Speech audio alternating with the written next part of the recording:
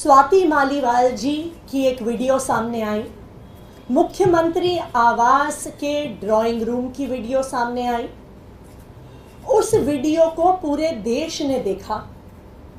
उस वीडियो में स्वाति मालीवाल जी साफ साफ कह रही हैं कि मैंने 112 कॉल कर दिया है और पुलिस आने वाली है।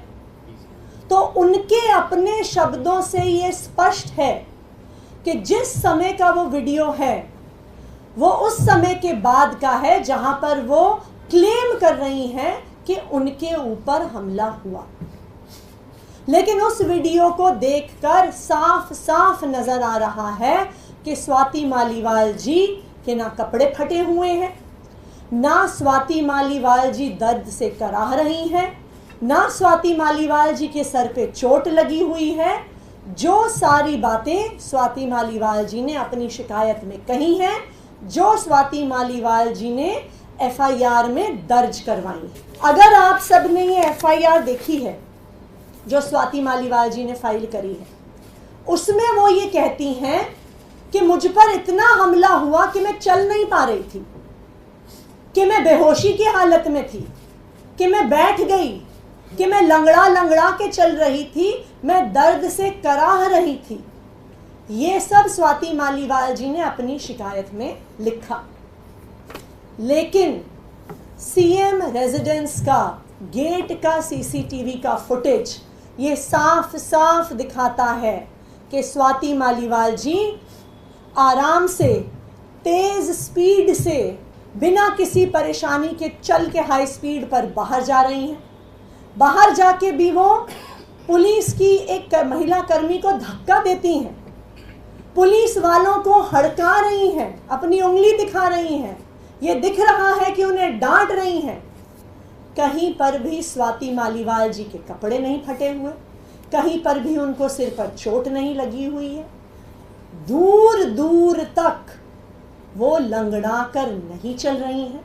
जब से ये वीडियो सामने आए हैं, जब से ये षड्यंत्र सामने आया है, कई लोग हमसे पूछ रहे हैं कि आप कह रहे हैं ये भारतीय जनता पार्टी का षड्यंत्र है, तो स्वाति मालीवाल जी का भारतीय जनता पार्टी से क्या लेना देना है? इस केस का भारतीय जनता पार्टी से क्या लेना देना है? तो आज मैं इस पूरे मामले का स्वाति मालीवाल जी का और भारतीय जनता पार्टी का क्या लेना देना है, इसके तार आपस में कैसे जुड़े हुए हैं, इस तार जुड़ने का क्या प्रमाण है, मैं आपके सामने रख रही हूं।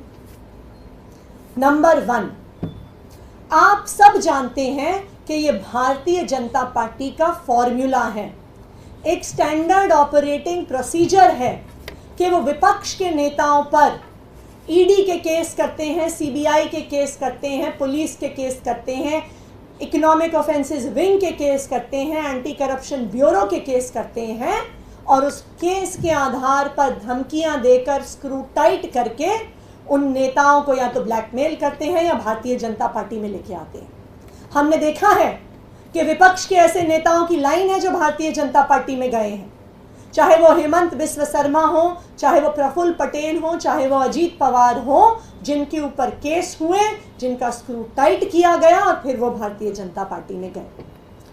उसी तरह से स्वाति मालीवाल जी पर भी भारतीय जनता पार्टी की एंटी करप्शन ब्यूरो ने एक केस किया हुआ था। ये case Delhi commission for women में illegal recruitment of contractual employees के बारे में केस था।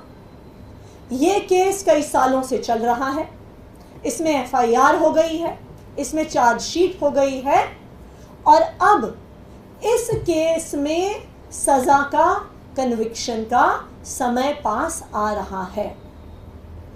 हमारा ये मानना है कि इसी केस को आधार बनाकर, जेल की धमकी देकर, सजा की धमकी देकर स्वाति मालीवाल जी पर दबाव बनाया जा रहा है, उनको इस षड्यंत्र का हिस्सा बनाया जा रहा है, क्योंकि ये भारतीय जनता पार्टी का स्टैंडर्ड ऑपरेटिंग प्रोसीजर है।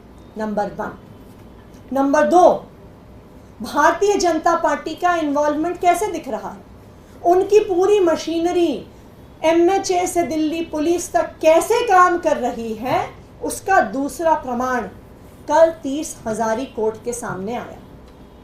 कल विभव कुमार जी ने एक एप्लीकेशन फाइल करी और कहा कि मेरे संज्ञान में आया है कि मुझे इस FIR में आरोपी बनाया गया है, जो FIR पिछले 2 दिन से सारे मीडिया वालों के पास है। विभव कुमार जी ने 30 हजारी कोर्ट में केस फाइल किया और कहा कि इस FIR की कॉपी आधिकारिक रूप से मुझे उपलब्ध कराई जाए। कल दिन भर कोर्ट मांगता रहा, 30 हजारी के कोर्ट में केस चल रहा था, कोर्ट दिन भर दिल्ली पुलिस से मांगता रहा कि भाई FIR की कॉपी दो, FIR की कॉपी दो। कल शाम को थक हार कर जब FIR नहीं आई तो 30 हजारी के कोर्ट ने ऑर्डर किया कि आज सुबह दिल्ली पुलिस FIR की कॉपी लेके 30 हजारी कोर्ट में हाजिर हो। और अब आप देखिए कि आज सुबह दिल्ली पुलिस कोर्ट में एक जवाब देती है जो हम आपसे शेयर करेंगे कि ये FIR बहुत सेंसिटिव है, इसलिए इस FIR को हम कोर्ट में जमा नहीं कर सकते, हम आरोपी को नहीं दे सकते। तो जो FIR पिछले 2 दिन से हर मीडिया वाले के हाथ में है, हर टीवी चैनल को भेजी गई, हर यूट्यूबर को भेजी गई, हर अखबार को भेजी गई, हर वेबसाइट को भारतीय जनता पार्टी द्वारा भेजी गई, आज भारतीय जनता पार्टी की पुलिस ये कह रही है कि हम कोर्ट को नहीं दे सकते, हम अक्यूज्ड को नहीं दे सकते। ये क्या दिखा रहा है कि ये भारतीय जनता पार्टी की साजिश SHO सिविल लाइन से नहीं चल रही है, ये साजिश कमिश्नर पुलिस से नहीं चल रही है, ये साजिश सीधा MHA से और होम मिनिस्ट्री से चल रही है। इस केस को सीधा भारतीय जनता पार्टी के हाईएस्ट लेवल से मॉनिटर किया जा रहा है, चाहे वो उस केस को मीडिया में चलाना हो और चाहे ये कहना हो कि हम आरोपी को FIR नहीं देंगे। नंबर 3, विभव कुमार जी ने 24 घंटे पहले एक दिल्ली पुलिस में एक काउंटर कंप्लेंट दर्ज करी। अभी तक विभव कुमार जी की कंप्लेंट के आधार पर दिल्ली पुलिस ने FIR दर्ज नहीं करी। ऐसा कैसे हो गया कि स्वाति मालीवाल जी का जब मुद्दा सामने आता है तो पुलिस वाले खुद उनके घर पहुंच जाते हैं, भारी संख्या में पहुंच जाते हैं, 4-4 घंटे तक उनके यहाँ रहते हैं, 1 घंटे के अंदर FIR फाइल कर देते हैं, 2 घंटे के अंदर मीडिया पे चलवा देते हैं। लेकिन जब विभव कुमार जी कंप्लेंट फाइल करते हैं, ट्रेसपासिंग की कंप्लेंट फाइल करते हैं, सिक्योरिटी ब्रीच की कंप्लेंट फाइल करते हैं, सरकारी अफसरों पर किस तरह से उनको काम करने से रोका गया, उनके साथ धक्का मुक्की हुई, उसकी कंप्लेंट फाइल करते हैं, तो दिल्ली पुलिस चुप है। दिल्ली पुलिस उस पर FIR नहीं कर रही है, दिल्ली पुलिस उस पर जवाब तक नहीं दे रही है। क्यों नहीं दे रही है? क्योंकि दिल्ली पुलिस इस केस पे इन्वेस्टिगेशन नहीं कर रही है।